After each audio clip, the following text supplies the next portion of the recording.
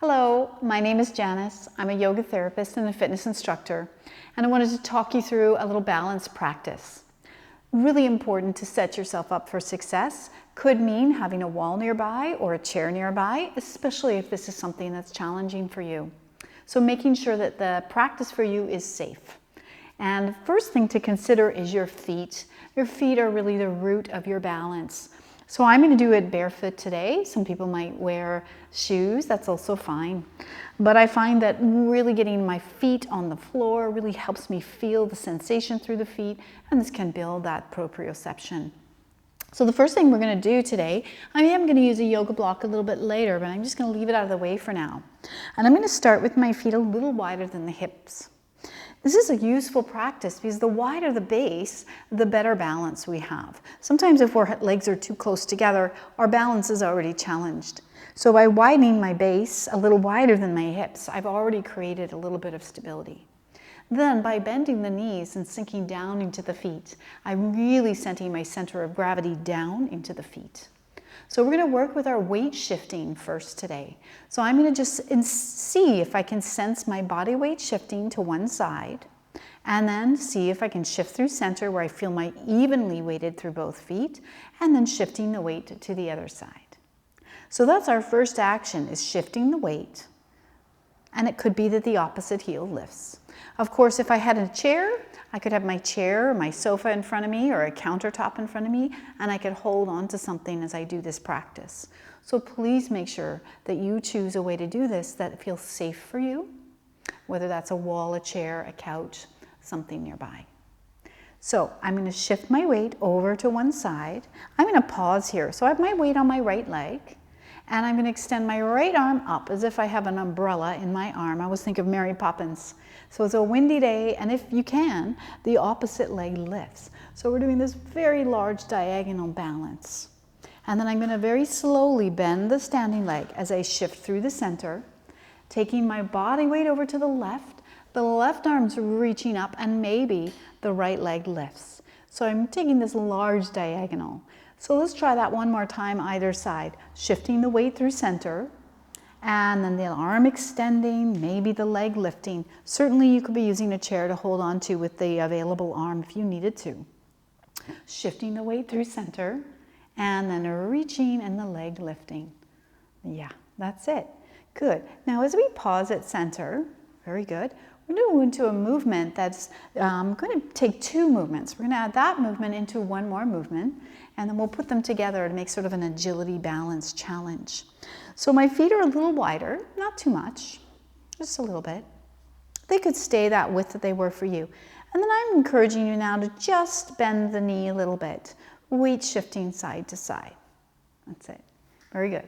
All right, so let's see. We're going to bend the right knee and take the left hand down towards that shin, wherever you get to comfortably.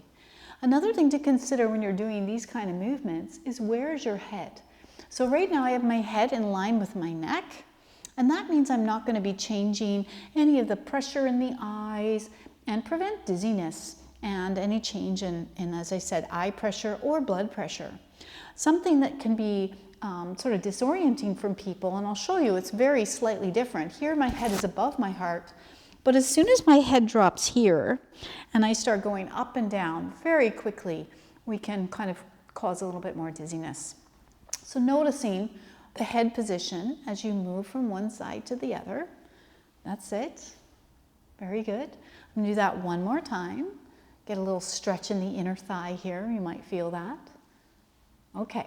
Now, if we went in between those two movements we did, the Mary Poppins and the movement we just did, we'll do one side 5 times and then the other side 5 times.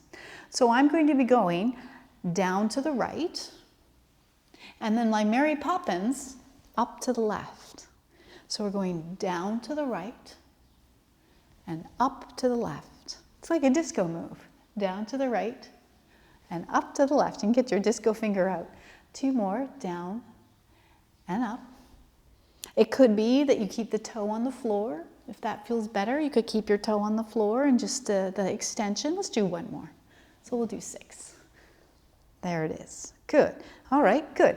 Let's try the other side. So now we're going to go down to the left, up to the right. Okay? So we're going down to the left, up to the right. Again, it could be the leg lifts, could be that it doesn't lift. That's it. Very good. Down and up. Three more if you can. So we're even on both sides. That's it. Two more. Down and up. Last time. And up. Very good. And then take a moment and pause at your center, bringing your feet to about hip width apart. That's it. Good. All right. So I'm going to use a yoga block today. Sometimes I'll just get someone to use a book if they didn't have a block, and you can put it on whatever height feels appropriate for you. So you could have it on a low end, medium, or the highest end.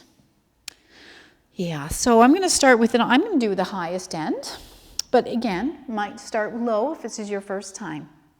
And it could be the wall behind you or the chair in front of you.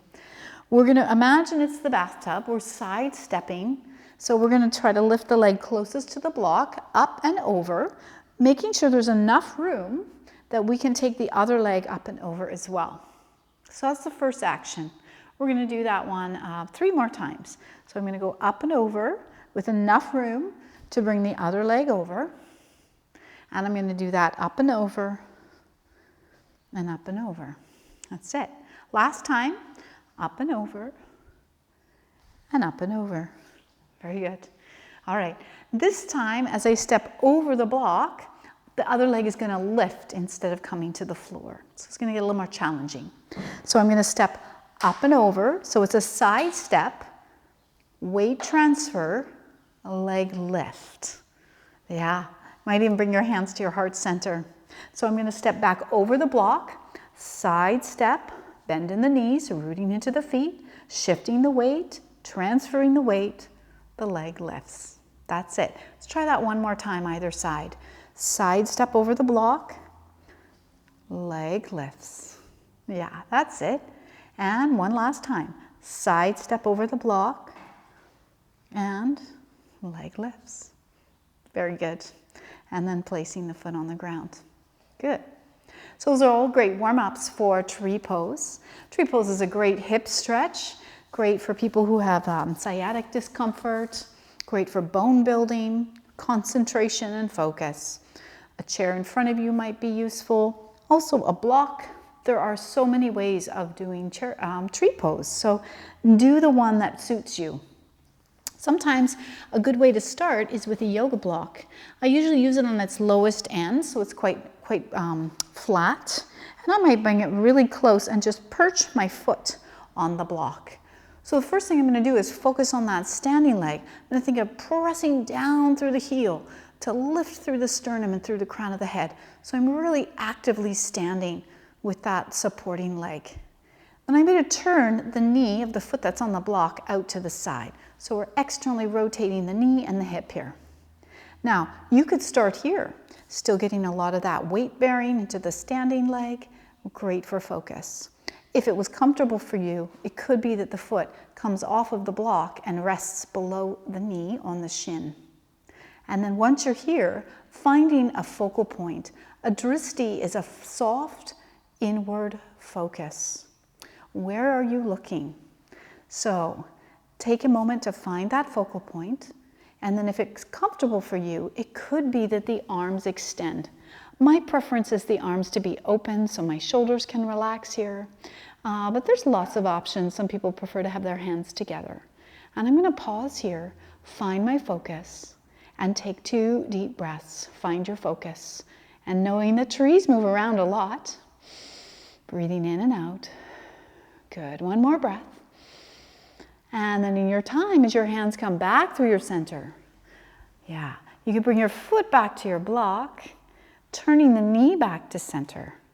And then just see, for this one, we could just step over the block like we did in our little bathtub exercise, stepping over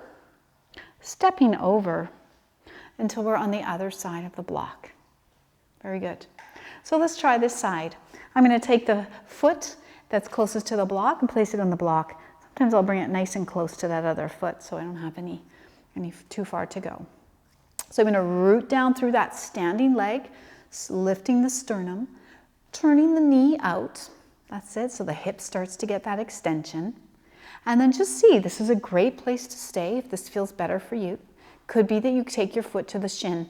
You want to avoid the knee joint, so you're below the knee or above the knee. So standing tall, rooting, and then finding a soft focal point of the drishti. Where are you looking? Soft inward gaze, focusing on one point. And then maybe the arms extend. Certainly this challenges the center of gravity. And then see if you can take 2 deep breaths. Think of your belly quietly expanding as you breathe in and quietly gathering as you breathe out. That's it. Maybe one more. That's it. And then hands coming back towards your center. And then the foot comes to the block and the knee turns forward. And you can just place your feet back on the floor. So it's a great little warm-up for your balance today. So we worked with weight shifting and weight transfer and some great building of focus and concentration. Great balanced position. Thank you for joining me.